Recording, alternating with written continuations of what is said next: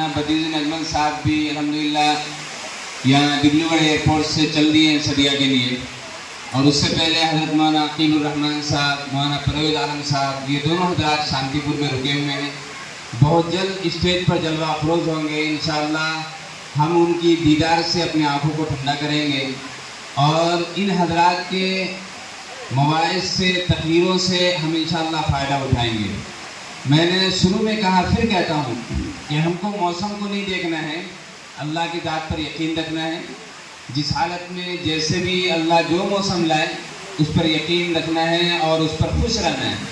تو انشاءاللہ موسم جیسا بھی ہو، اگر صرف چپک ہوا محلے کے لوگ سنجیدگی کے ساتھ اس جلسے کے اندر آ کر بیٹھ گئے، جن بھائیوں کو جلسہ چلانے کی ذمہ داری دی گئی ہے، جو والنٹیئر ہیں، وہ اپنا کام کرتے رہیں، آج کے جلسہ کامیاب ہو جائے گا۔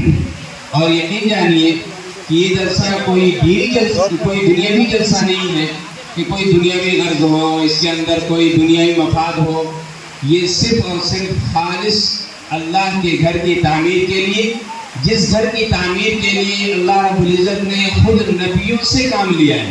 اللہ رب العزت نے گھر کی تعمیر کے لیے نبیوں کو لگایا کہ تم بھی جاؤ اس کے اندر اور اینٹیں اور گاڑے کا کام کرو، اور جیسا ایک مزدور کام کرتا ہے ویسا کام کرو۔ اس کام کے لیے ہم اور آپ یہاں جمع ہوئے انشاءاللہ۔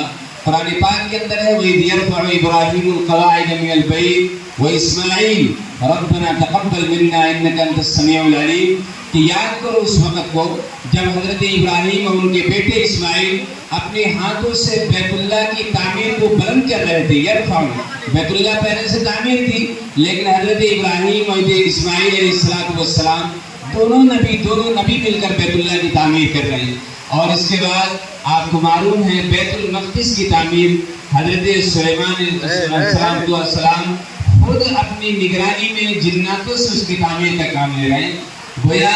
اور اسی طرح آخر میں ہم سب کے نبی حضرت محمد جناب محمد رسول اللہ صلی اللہ علیہ وسلم مدینہ منورہ کے اندر جو مسجد نبوی ہے اس کی تعمیر کا کام خود اپنے ہاتھوں سے انجام دے رہے ہیں، اشعار پڑھ رہے ہیں اور لوگوں کو ابھار رہے ہیں کہ لوگ مسجد کی تعمیر اپنے ہاتھوں سے کریں۔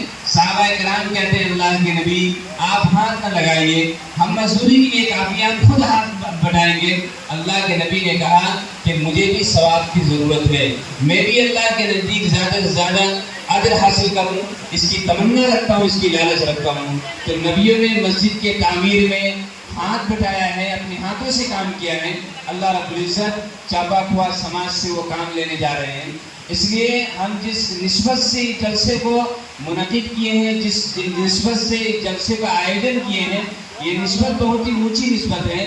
آپ حضرات دھیرج رکھیے اور اطمینان رکھیے اور کوشش اس بات کی کیجیے کہ کم سے کم ہمارا جو محلہ ہے یہ پورے محلے کے 100% مرد حضرات یہاں آ کر کرسیوں پر بیٹھیں اور باہر سے آنے والے مہمانوں کا پرزور استقبال کریں۔